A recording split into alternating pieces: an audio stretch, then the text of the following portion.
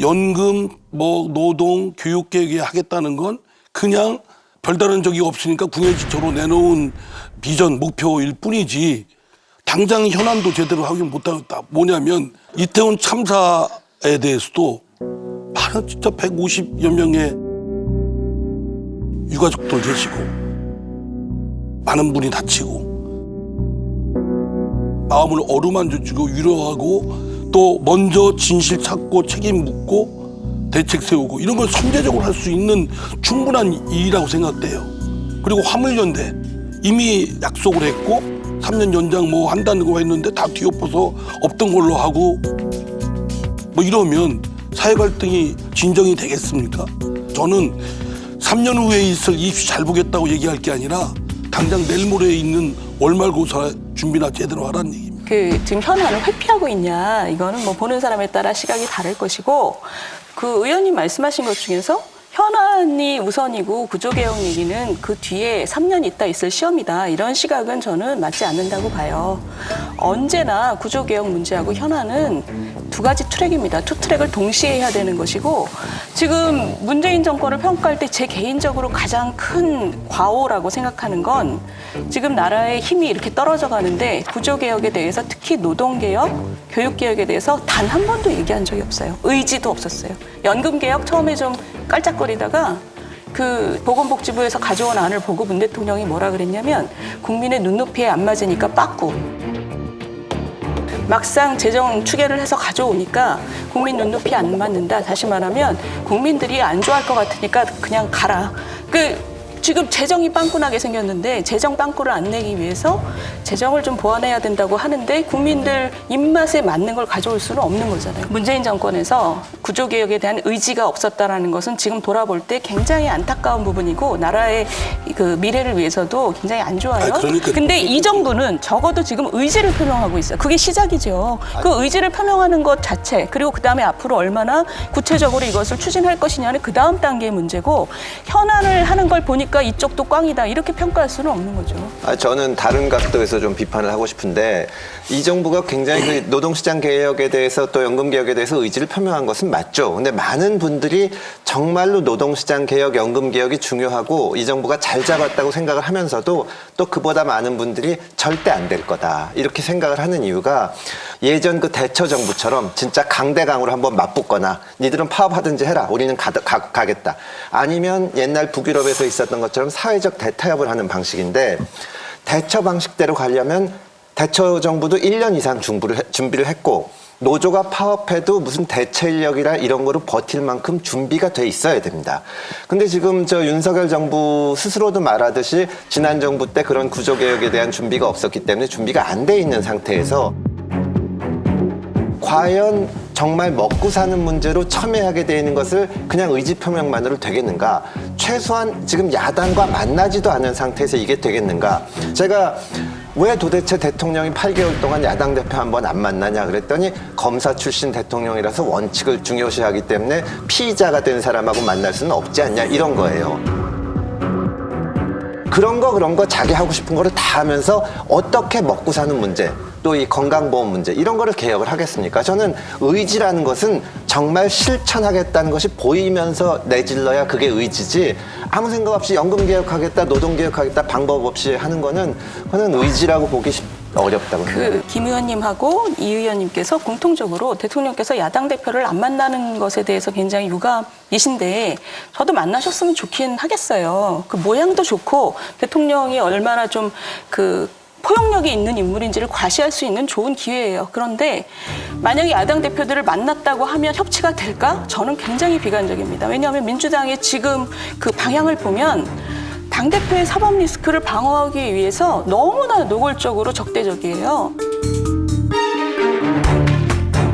그런 상황에서 야당 대표를 만나서 관저에서 저녁 한번 먹는 게 모양은 좋지만 그 이후의 상황이 지금하고 다를 것이냐 거기에 대해서는 저는 별로 그렇게 기대하지 않습니다. 아니 그러지 않았기 때문에 협치가 안 됐다고 말하는 것도 아니고 뭐 한 번 만나면은 민주당 의원들이 뭐 감동해가지고 그러겠습니다 우리가 절대 그렇게 생각 안 하죠. 하지만 국민들 입장에서 또 길게 다음번 총선까지 보면 아 정말 이게 필요하고 정부가 이것을 위해서 최선을 다하는구나 그런 모습까지는 보여줘야 된다는 거죠. 지금은 별로 야당이 발목 붙잡고 있다는 느낌도 안 나요. 왜냐하면 정부 여당도 할 수 있는 일을 안 하니까.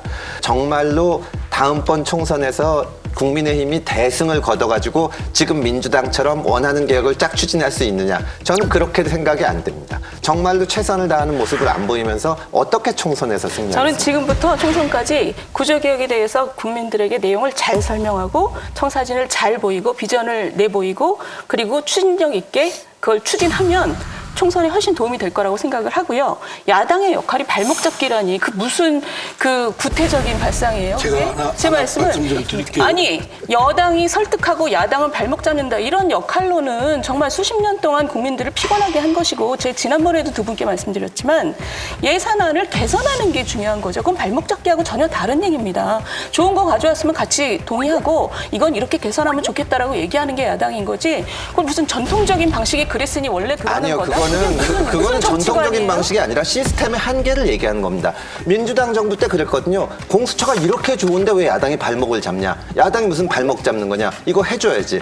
양쪽이 생각이 다른 거고 지금 87년 체제, 이 헌법 체제라는 거는 무조건 성과를 내면은 여당의 모든 공이 되거든요. 근데 어느 여당도 지금 이걸 나눠주려고 안 합니다. 그 민주당이 아주 독선적인 검찰 개선안을 추진을 할 때 제가 안에서 이건 야당의 공으로 같이 하고 의견을 해석해야 되지 않냐. 근데 이쪽에서 민주당에서 뭐라고 그러냐면 우리가 옳은데 협조해야지. 지금 상대방의 입장을 생각하지를 않는다는 거죠. 이게 발목을 잡을 수밖에 없는 시스템이거든요. 아니 국회의원 개개인들이 발목 안 잡고 내용을 보겠다고 결심하면 되는 거지 시스템 탓하는 사람들은 자기 개인의 결심이나 그 방향성이 없는 거나 마찬가지예요. 왜 그걸 시스템 탓을 해요? 윤 의원님 참고 있거든요.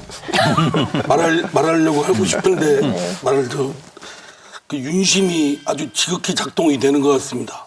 재심? 예, 윤희숙 윤심이 작용이 되는 것 같은데 저는 저 윤석열 대통령의 그 윤은 윤희숙 의원님의 윤에 비하면 저입니다. 근데 제가 말씀드릴게요. 오늘 예리하세요. 뭐냐면 너무 좋아하지 마세요. 지금 시대는 사람들이 다 인지가 다 이제 나름대로 자기 주관도서 쌓이고 자기 인지도 많이 쌓여서 그 남이 막 이렇게 하라. 지도적, 영도적 리더십으로는 할 수가 없어요.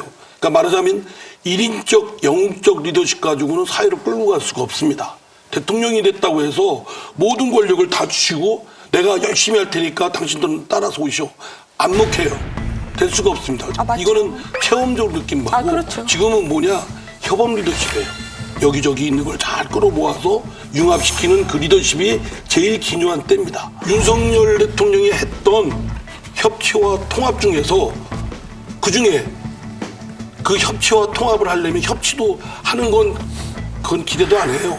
통합은 더더구나 그렇고 소통 얘기를 끊임없이 하라 이거예요.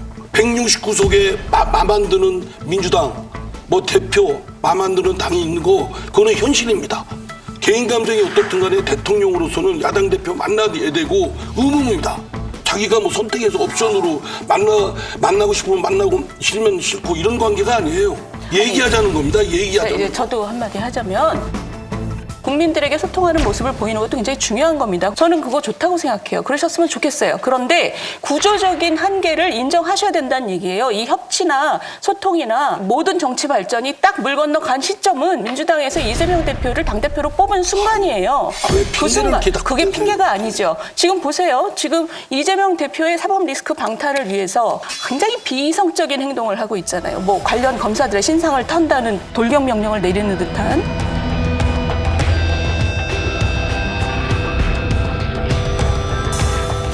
이 대표 측은 여당은 판사를 흔드는데 민주당은 왜 못하느냐며 서울중앙지법 영장전담 판사들의 성향 등을 분석해달라는 요청도 한 것으로 전해졌습니다.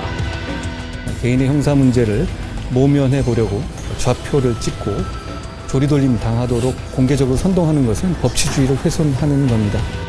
이렇게 비이성적인 모습을 보이는 당이 나라 운영에 있어서 정말 소통하고 협치할까요? 논점을 좀 좁혀보면 이런 식으로 한번 생각을 해볼 수도 있을 거예요. 꼭 그 나라를 위해서 만난다면은 협치를 위해서 만난다면은 그 사람이 반드시 사법 리스크를 온통 지고 있는 그 이재명 대표라야 되느냐, 이것도 민주당에서 한번 생각해 볼 필요가 있어요. 그 민주화의 요소에 참 큰일을 해낸 그런 당이 그 이재명 대표 때문에 아무것도 못한다라는 현실에 대해서 민주당도 한번 자성할 필요가 있다. 그래서 원로들이 나서든 어떻든 간에 소통이 그렇게 중요하다면 상대방에게 다 밀어붙이지 말고 우리도 소통할 수 있는 다른 방법은 없나, 이런 것도 한번 생각해 볼 필요가 있겠다 하는 느낌이 듭니다. 오르신 지적이에요. 그래서 사실은 이제 뭐 당대표가 불편하고 그렇다면 그 전 단계라도 원내대표도 있고 또 국회의장단도 여야가 같이 구성돼 있지 않습니까? 이상민 의원이 나오시죠? 예? 본인이 한번 나오세요. 아니, 근데 내가 저 민주당을 대표해서 그러면은 완전히 저를 수박으로 찍히고 있는데 그거는 별 도움도 안 되고 뭐 아니 근데 딱 까놓고 얘기해서 대통령이 이재명 대표를 안 만나면 아무도 윤석열 대통령을 못 만납니다. 왜냐면 배신자니까. 우리 당원들이 해가지고 뽑힌 대표인데 대통령이 안 만나니까 내가 만난다. 그럼 뭐가 되겠습니까?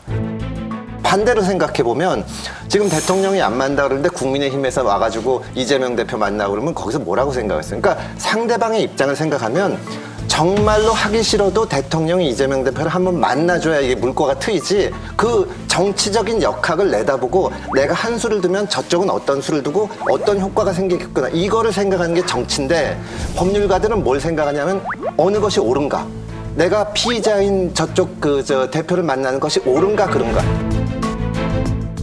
그것만 생각하고 있는 것처럼 보이니까 정말 답답한 겁니다.